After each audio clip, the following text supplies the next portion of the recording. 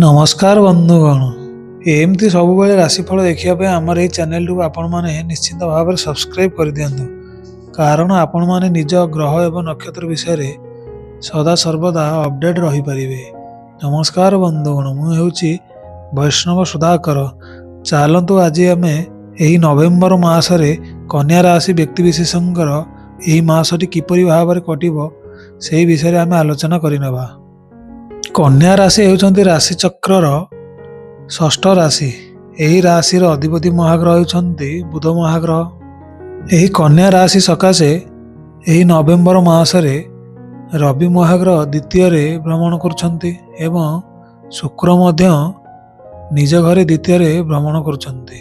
तेणुकरी आपण पई रवि शुक्र मिसी राजयोग सृष्टि करिए। फल आपणक उपरे निहाती भाव में शुभ कृपा वर्षा ही वर्षा हेब।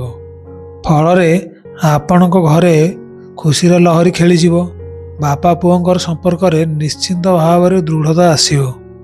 आपणक घर जदि पूर्वर कौन प्रकार भी असुविधा लगी रही ताहार निश्चिंत भाव में समाप्त घटिब।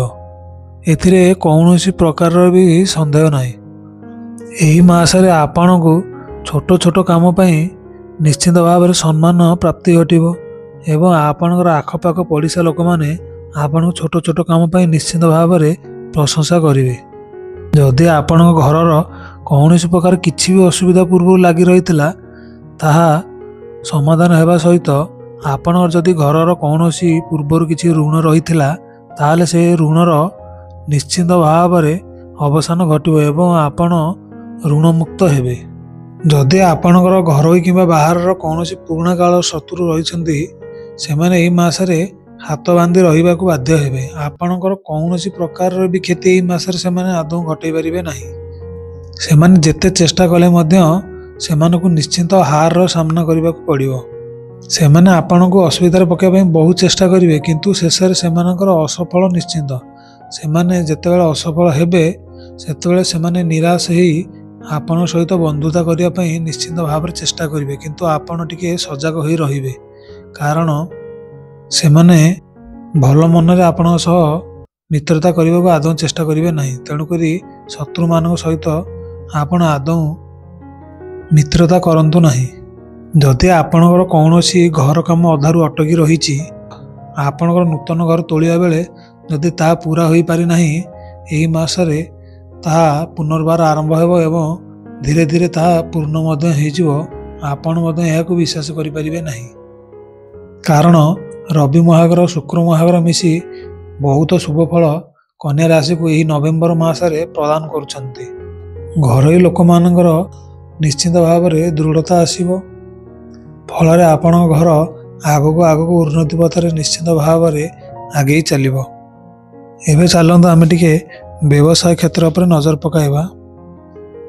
वर्तमान यही नवेम्बर मासरे एकादश बृहस्पति महाग्रह गोचर करुछंती। फल एकादश बृहस्पति आपण को अत्यंत शुभ फल प्रदान करेंगे एवं कर्माधिपति एवं राशिधिपति मंगल युक्त होई यही मासरे रहिछंती। तेणुकरी आपण को निश्चित भाव में मंगल प्रदान करने सहित आपण को बहुत शुभ फल निश्चित भाव में प्रदान करेंगे। फल आपण व्यवसाय क्षेत्र में निश्चित भाव में उन्नति हेबो। आपणकर भावना ठार मध्य आपणकर निश्चित उन्नति घटिबो एवं आपण जेतिकी भी आशा करिनथिबे ता ठारू मध्य अधिक आपण को लाभवान आपणकर व्यवसाय निश्चित भाव में कराइबो। ग्राहक मानकर एपरी भीड़ लगी रहिबो आपण मध्य विश्वास करि परिबे नाही। दिनकु दिन ग्राहक मानकर प्रचुर परिमाण रे वृद्धि घटिबो एवं आपणकर जदि कौनसी व्यवसाय पूर्वर ठप होई पड़ी रही ताले ताहा मध्य पुनर्बार मुंड टेकी उठिबो एवं सेही ठप व्यवसाय आपण को दिन दिने निश्चित भाव में लाभवान कराइबो। आपण विदेश रे नुआ नुआ व्यवसाय मान आरंभ करेंगे। फल आपणकर यही मासरे अत्यधिक लाभ हेबो किंतु आपणकर संचय प्रायतः टिके कमिजिवो। जेहेतु बृहस्पति महाग्रह शुभ फल प्रदान करुछंती फल जो माने कौनसी लुहा लकड़ी जिनस किसी व्यापार करुछंती किंबा हार्डवेयर स्टोर देइछंती सेमानकर विशेष परिमाण रे एही मासरे लाभ घटिबो। जदि आपण व्यवसाय कौन प्रकार किसी ऋण नहीं ତାହେଲେ ସେଥିରେ ମଧ୍ୟ ଆପଣଙ୍କର ନିଶ୍ଚିନ୍ତ ଭାବରେ ସୁଧାର ଆସିବ। ପ୍ରାୟତଃ ଋଣ ଆପଣଙ୍କର ନିଶ୍ଚିନ୍ତ ଭାବରେ ଏହି ମାସରେ ସୁଝିଯିବ। ଯଦି ଆପଣ ଏହି ମାସରେ କୌଣସି ଜାଗା ବାଡ଼ି କିଛି କିଣିବାକୁ ଚାହୁଁଛନ୍ତି ତାହେଲେ ଆପଣ ନିଶ୍ଚିନ୍ତ ଭାବରେ କିଣିପାରିବେ। ଏବଂ ମହିଳାମାନଙ୍କର ଏହି ମାସରେ ସୁନା ଗହଣା କିଛି କିଣିବାର ସୁଯୋଗ ମିଳିବ। ଏବଂ ଏହି ରାଶିର ବ୍ୟକ୍ତିମାନଙ୍କୁ ନିଶ୍ଚିନ୍ତ ଭାବରେ କୌଣସି ନା କୌଣସି ପ୍ରକାର ଦ୍ରବ୍ୟ ଏହି ମାସରେ ନିଶ୍ଚିନ୍ତ ଭାବରେ ପ୍ରାପ୍ତି ଘଟିବ। ଏବେ ଚାଲନ୍ତୁ ଆମେ ଟିକେ ସ୍ୱାସ୍ଥ୍ୟ କ୍ଷେତ୍ର ଉପରେ ନଜର ପକାଇବା। ଏହି କନ୍ୟା ରାଶି ସକାଶେ ଏହି ନଭେମ୍ବର ମାସରେ ବୁଧ ମହାଗ୍ରହ ତୃତୀୟ ସ୍ଥାନରେ ଗୋଚର କରୁଛନ୍ତି। ତୃତୀୟରେ ଯେତେବେଳେ ବୁଧ ମହାଗ୍ରହ ଗୋଚର କରିଥାନ୍ତି ଫଳରେ ସେ ଅଶୁଭ ଫଳ ପ୍ରଦାନ କରନ୍ତି। ତେଣୁକରି ଆପଣଙ୍କ ଶରୀର ପାଇଁ ଏହା ଆଦୌ ମଙ୍ଗଳକାରୀ ହେବ ନାହିଁ। ଫଳରେ ଆପଣଙ୍କର ନ୍ୟୁରୋଲୋଜିକାଲ ସମସ୍ୟା ସବୁ ଦେଖାଦେବ, ଯେପରିକି ମୁଣ୍ଡବିନ୍ଧା, ବେକରେ ଯନ୍ତ୍ରଣା ହେବା, ଆଣ୍ଠୁଗଣ୍ଠି ବିନ୍ଧା ହେବା ଭଳି ଆପଣଙ୍କର ନିଶ୍ଚିତ ଭାବରେ ସମସ୍ୟା ଦେଖାଦେବ। ଏବଂ ଆପଣଙ୍କର ଗୋଡ଼ ହାତ ଦରଜ ହେବା, ମେରୁଦଣ୍ଡ ଜନିତ ଆପଣଙ୍କର କୌଣସି ସମସ୍ୟା ନିଶ୍ଚିତ ଭାବରେ ଦେଖାଦେବ। ଏବଂ ଆପଣଙ୍କର ଚର୍ମ ରୋଗ ଭଳି ସମସ୍ୟା ନିଶ୍ଚିନ୍ତ ଦେଖାଦେବ। ତେଣୁକରି ଯଦି ଆପଣଙ୍କର ବିଶେଷ କିଛି ଏହି ମାସରେ ଦେହ ଖରାପ ରହୁଛି ତାହେଲେ ଆପଣ ନିଶ୍ଚିତ ଭାବରେ ଡାକ୍ତରଙ୍କର ପରାମର୍ଶ ନେଇଯାଆନ୍ତୁ। ରୋଗକୁ ଆଦୌ ଧରି ବସନ୍ତୁ ନାହିଁ, ନହେଲେ ଆପଣଙ୍କୁ ଏହି ମାସରେ ଅସୁବିଧାର ସମ୍ମୁଖୀନ ହେବାକୁ ପଡ଼ିପାରେ। ଚାଲନ୍ତୁ ଏବେ ଆମେ ଟିକେ ବିବାହ କ୍ଷେତ୍ର ଉପରେ ନଜର ପକାଇବା। ଏହି ନଭେମ୍ବର ମାସରେ କନ୍ୟା ରାଶି ସକାଶେ ଶନି ମହାଗ୍ରହ ସପ୍ତମରେ ଗୋଚର କରୁଛନ୍ତି। ଫଳରେ ସପ୍ତମ ଶନି ଆପଣଙ୍କୁ ଅଶୁଭ ଫଳ ପ୍ରଦାନ କରିବେ। ଫଳରେ ବିବାହ କ୍ଷେତ୍ରରେ ଆପଣଙ୍କର ଅଶୁଭ ଫଳ ଦେଖାଦେବ। ଯେଉଁମାନଙ୍କର ବିବାହ ଖୋଜି ଖୋଜି କୌଣସି ପ୍ରକାରର ପ୍ରସ୍ତାବ ଜୁଟୁ ନଥିଲା ତାହା ମଧ୍ୟ ଆପଣଙ୍କର ଏହି ମାସରେ ବି ଜୁଟିବ ନାହିଁ। ଯେଉଁମାନଙ୍କର ବିବାହ ସ୍ଥିର ହୋଇଯାଇଛି ସେମାନେ ଟିକେ କେୟାରଫୁଲ୍ ହେଇ ସେମାନଙ୍କର ବିବାହ କାର୍ଯ୍ୟକୁ ସମ୍ପନ୍ନ କରିବେ, ନହେଲେ ସେମାନଙ୍କର ବାହାଘର କାର୍ଯ୍ୟ ବେଳେ କୌଣସି ପ୍ରକାର ବିବାଦ ଦେଖାଦେବାର ବହୁତ ସମ୍ଭାବନା ରହିଛି। ପ୍ରେମ କ୍ଷେତ୍ରରେ ମଧ୍ୟ ଆପଣ ଏହି ମାସରେ ଅସଫଳତା ଦେଖାଦେବ। ଏବଂ ଯଦି କୌଣସି ବିବାହିତା ଯଦି କୌଣସି ପ୍ରକାର ସନ୍ତାନ ସନ୍ତତିକୁ ପ୍ଲାନ୍ କରିବାକୁ ଚାହୁଁଛନ୍ତି ତାହେଲେ ସେ ଏହି ମାସରେ ଆଦୌ କରନ୍ତୁ ନାହିଁ, ସେମାନଙ୍କ ପାଇଁ ଅଶୁଭ ହୋଇପାରେ। ଶିକ୍ଷା ପାଇଁ ମଧ୍ୟ ଶନି ଗ୍ରହଙ୍କର ଅଶୁଭ ଦୃଷ୍ଟି ଥିବାରୁ ଶିକ୍ଷା କ୍ଷେତ୍ରରେ ମଧ୍ୟ ବିଦ୍ୟାର୍ଥୀମାନଙ୍କର ପାଠପଢ଼ାରେ ଆଦୌ ମନ ଲାଗିବ ନାହିଁ। ମନ ବିଚଳିତ ହୋଇ ଚାରିଆଡ଼େ ବୁଲିବା ପାଇଁ ମନ ଲାଗିବ। ଫଳରେ ବିଦ୍ୟାରୁ ଆପଣଙ୍କର ଲକ୍ଷ୍ୟ ହଟିଯିବ ଏବଂ ଆପଣ ପରୀକ୍ଷାରେ ଅସୁବିଧାର ସମ୍ମୁଖୀନ ହେବେ।